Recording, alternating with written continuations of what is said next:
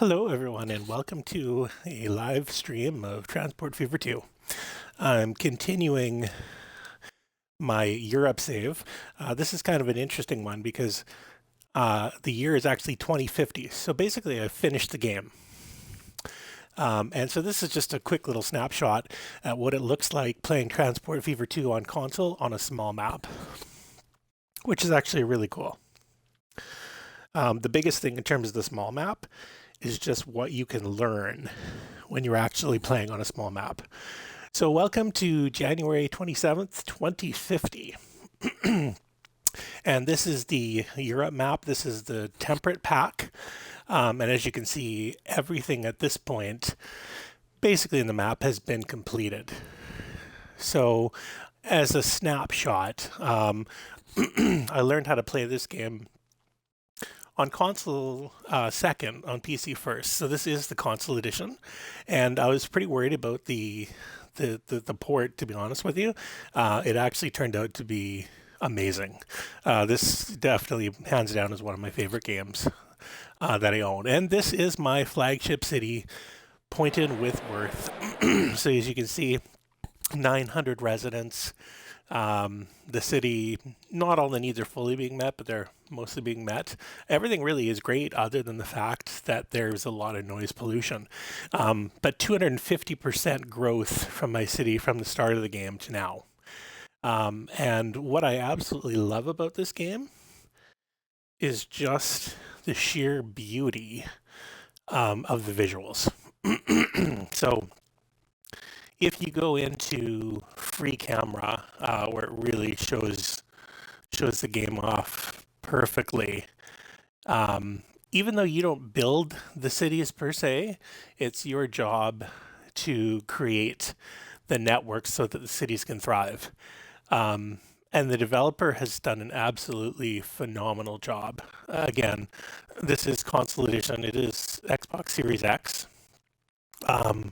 But it is such a beautiful game in terms of the visuals. So I did start in the year 1850, and I got to tell you, it was a grind. It was very slow moving. Really, the game doesn't hit its peak until frankly, World War II era, 1940s, 1950s. And then you can really start to see the growth.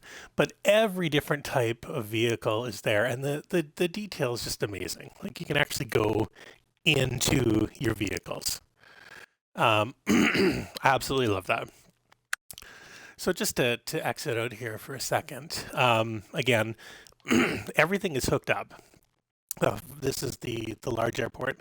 Airports in this game, you want to make money? My goodness. How you make money is through the airports. And again, a ton of customization. I think that the planes look fantastic. I would like to see a little bit more color option and maybe some ability to actually label the planes. As it is, for the most part, it's pretty minor in terms of what you can name the planes, but it doesn't actually show on there. But you know, like you can change the colors. Doesn't do a lot. Changes the fin a little bit, but airports are a huge moneymaker. The one major problem I do have with airports, though, is that you cannot upgrade a small airport to a large airport. You actually have to get rid of the small airport, which I really don't like. So if we zoom over here, okay, that's Great Dunmow. We'll come back to that again. Large airport. This is our smallest town on the map, and you can see it's slowly coming together. Definitely not as much growth or development, but it also wasn't a focus area for me. I do love the buildings and the individual details, the little things like the patio furniture there, and some of the buildings are really quite neat. I mean, there is a bit of repetition for sure, but overall, it's a really neat thing. Now, in terms of a small airport, as I was mentioning earlier, this is a small airport, and What I don't like about it is one, you can't upgrade it, which is really disappointing. As I said, I'd have to knock it down and build a new one in its place. But two, that the other thing is there's no actual ability to configure it any differently. And like I really don't want to see in the year 2050. I really don't want to see a dirt runway or lead up to the runway. So that's a little minor thing. I don't love that, but again, airports huge money makers, especially when you get to the big ones. Um, but in terms of the visuals, again, I love it. And you can see based on the money, some of my routes, I stopped playing about 2030 and I just sim through it. So some of my trains have become run down and they are definitely money losers at this point in the game. But if you look and notice there, in terms of my account, 751 million in the account. I'm making basically 11 million a day. Finances are strong in terms of this. And again, that happens really late game. It's not something that occurs early in the game. You can see all the towns though, and again, I did play on a small map, so with few towns and few resources. So you can see in terms of size, just the sheer size, the difference of Point and Whitworth versus our smallest Biggleswade. But Whitehill is our second biggest, and again, it's about half the size of Poynton. But it is very unique. It has a lot of charm. It's in that phase where it's growing very early in its development. I do really like it though. And honestly, one of the highlights is sometimes you just want to click on a vehicle, and just have the opportunity, just to follow the vehicle. Just gives you an opportunity in terms of that viewpoint for what does it look like. Um, this is a great feature in City Skylines as well, but I would say that Transport Fever 2, the sounds, everything it's so much better. And I love City Skyline 2, absolutely love it, but this game knocks it out of the park, just in terms of the immersion. So I'll just pause it here again. Now, in terms of the cities, obviously one of the major features is the railroads, and the railroads are a lot of fun. Ton of fun in that. It does take a while to get used to things, and obviously the signals and what have you can be challenging. But the gameplay in terms of the railways is so much fun, and building those lines it's an absolute blast. There is a lot of busy work as well, because depending on the year, you may have the lines that need to be high speed or electrified. And one of the downsides on a small map is that you don't have a lot. You don't have a lot of opportunity to get a really good high speed going for a high speed train. So, like, I do have some high speed trains that I could potentially look at, but I've never been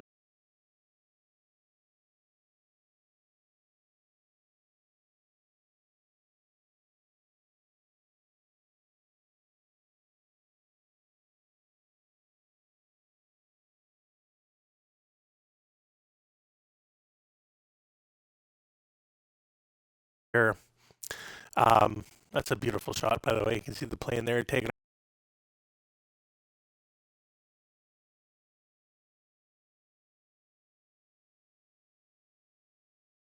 It's a higher speed train, brings in most of our food for the city. And then over here, I do have the residential lines or the passenger lines. This is the Boo Boo. This is sort of our flagship train. One of the downsides that's actually happened as the game has progressed further and further is because of the importance of air transport.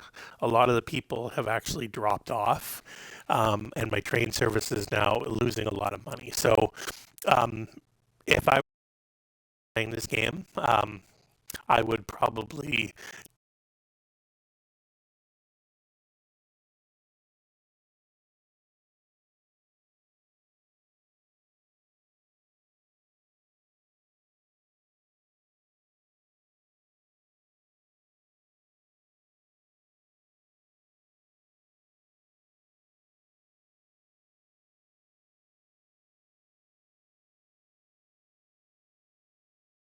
in, watching them load and unload.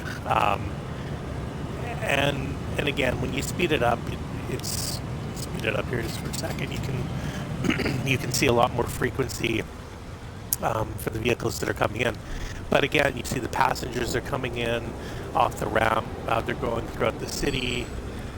Here's another one. That's the Jinja, reference to my fat orange cat, whom I love. And again, it's such a living, vibrant world. So, to slow it down here again for a second, again, you can see the name of the people coming in and what it is that they're up to. So here's Blake Smith, and Blake Smith is going to go on a journey, I actually know where he lives, where he's going for shopping, where what he's doing in terms of accessing industrial areas. Now, one minor thing in terms of the railways is the configuration is it can be a bit challenging. Like, it would really be nice to be able to have an upgrade feature. So this is the new examples of the buildings for the train stations, and this is the modern type of building. So ideally, I should be able to plunk this down right around here. Because when I made this was my original railway going back to 1850. And so it would be nice just to be able to click on this and upgrade it. Unfortunately, though, that is not a possibility. So I would actually have to demolish this, and then I'd have to plunk a new one down in its place. And it's not a guarantee that it's actually going to work. Sometimes the spacing is a little bit different and stuff. But again, it is it is beautiful to see in terms of what it looks like and the history, and it's a beautiful contrast in terms of the city behind me. And I love seeing the towers go up. 2047. That's absolutely awesome. So just to show you a little bit more here in terms of our cities, we've shown Poynton, we've shown Whitehill. Eastham is a city. It's quite an interesting one. I purposely did not try to meet the needs of this city, and it was a bit of a test actually, because I was trying to see what would happen to meet the needs of one city and not meet any needs for a second city. But interestingly enough, because of the transportation connections, Eastham did grow, even though not a single one of its needs have ever been met. And again, it does have all the connections. It does have 2 direct lines to Poynton with Worth. It does have a transit system, simple bus, I believe, if memory serves. Yeah, so it does have a bus system that's there. And again, it's a city that's growing, even though it shouldn't have grown. And so the only reason I can really think as to why did it grow is because it had all of the transport options. So again, it is a growing city, even though its needs are not being met. I love this type of stuff. Just some of the detail. Again, the little patios at the back. I think it's just amazing. Now, you can't take ownership of the streets in this, which I think is really cool. However, if you do take ownership of the streets, you do have to pay for them. And so that is one thing you need to be aware of. So if you look in your investments, if you do own any of the streets And the only reason you want to own a street is because you don't want the city to change it. Because the city will ebb and flow. It'll go up, it'll go down. Sometimes streets will disappear. Sometimes new streets will be created. So if you want to save something, that would be the reason to do it. They also do have little signs all throughout the game, and some of the cities. Some of them are pretty neat. Um, there is a little bit of repetition through and throughout, but just in terms of how it actually looks, it's such a beautiful game.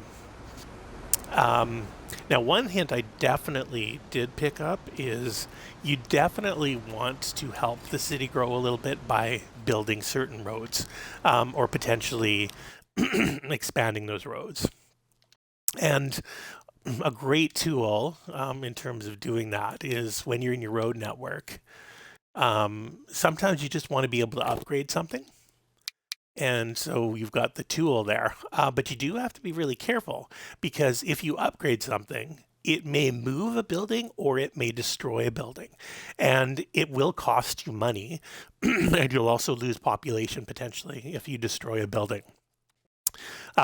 So on a road like this, I can build it. No buildings will be destroyed. They will be slightly moved, but it will upgrade the road. And so you can see there is an upgrade there. The buildings were not destroyed. Now, in terms of, again, just going back to our towns here, Great Dunmow is an interesting one. Only 2 of the needs were met. And this was a pretty challenging spot originally. I had basically no transportation here, and at the time there was no railway connection, and so I didn't pay a lot of attention to this building for a long while, or sorry, to this city for a long while. I did, however, start to put some more time and some effort into it in the late game once some of the connections got better. Oh, there's what I mean. These little signs, "Welcome to Hollywood." They're throughout the cities. It's just so much fun to go through and look at the signage and look at the cities, and some of the names and things that you come across. Now, you can also plant trees and greenery, individual items, or areas. And I did do that for this city quite a bit, just because I do like to have some greenery in the cities. Oh, that bus. Okay, well, full. Nice. Just to go to a free camera here for a second. So again, you can see this bus is packed, and I love the fact that there's that type of detail in the game. One of the things that's also really cool is, well, this bus isn't actually doing it, but in some of the transit systems, it'll actually say where the bus is going next or where the trolley is going next, which again I think is a really nice touch. So back to our cities here. We also have Biggleswade, which again we've looked at before. And this is a very tiny city. It was not a focus for a good chunk of the game. Again, I started to look at it late game, but it's a very quaint little small town. And again, it's very different from what we'd see at Poynton. It's very slow, sleepy. It's quaint. It's more of a resource type town, and again, it's not as highly populated. It doesn't have the same sort of depth and features as buildings, but you can see it is growing, and even at that, even though that this was not one of my feature towns that I was working on much in the game at all. Like you can see, it still grew by 200% because the original target population was going to be 78 peeps, whereas we're sitting at 231. There was a bit of a downturn at one point, but again,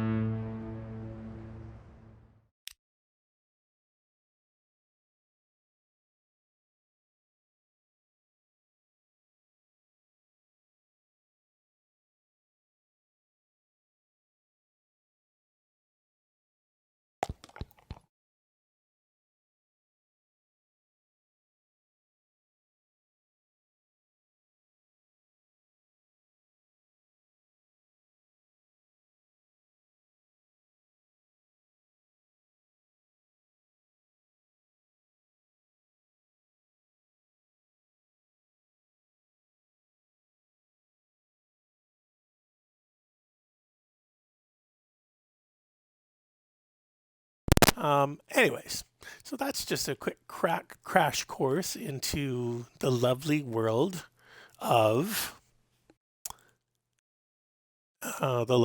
Transport Fever 2. I do absolutely love this game. Highly recommend it, and would really love for people to check it out. So I'm hoping to do some other videos here and show you all the amazing features of this place. But again, so my top city for sure, Point in Withworth. Just such an amazing city, and again, we go to FreeCam to really appreciate it. Where you can zoom in, just see everything. And you know, you do when you get really close down into the areas, it gives you such a great sort of feel on your city. So here's our trolley line. And again, what I love about this is that it's showing on the trolley line where the next stop is for this line. So we'll just let the trolley line do some heavy lifting for us here for a second. Let's turn this on. And again, this is the view from our city. We're kind of coming through our industrial area. Pull out a little bit here. You can see just in terms of a viewpoint, just how much stuff is actually happening as we go. So to zoom out here a little bit, I'm gonna speed it up here for a second, and also we'll switch the camera into FreeCam. And yeah, again, this is the type of thing that you're going to see in your city. It's just non-stop go in terms of your transit. You can see the trains coming in, the fuel lines are hugely profitable, the wood line's profitable, there's the food line coming in. You can see on the platforms, we have all the people over there. And again, they're spread into the cities. In behind that, you can see the truck hub that's coming through. They're shipping the goods, heading out to the airport. If we sort of scroll over to the airport, again, it's just a constant flurry of activity there. And again, you have to be careful, because if you have too many flights coming in and you don't have enough places to take them, you will get a bit of a backup, and the longer that vehicles are idle, the more challenges that you're going to have.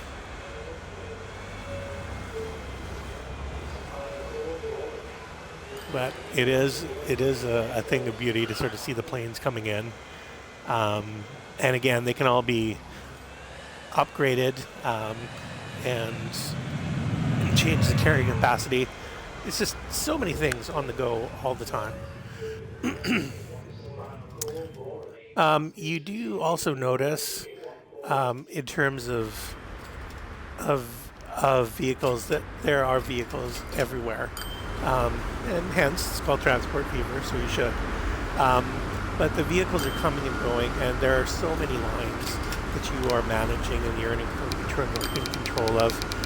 In terms of this game, And again, keep in mind, this is a small map, a small map.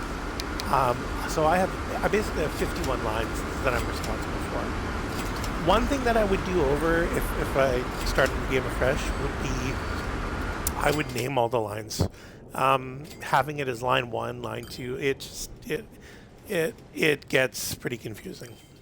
Um, and I think I'd have to say probably the best feature of this game outside of the amazing visuals is it's fun. Um, it's not the shoot 'em up type video game fun, right? Like this is not Fallout. You're not going out on the battlefield and shooting people and running missions.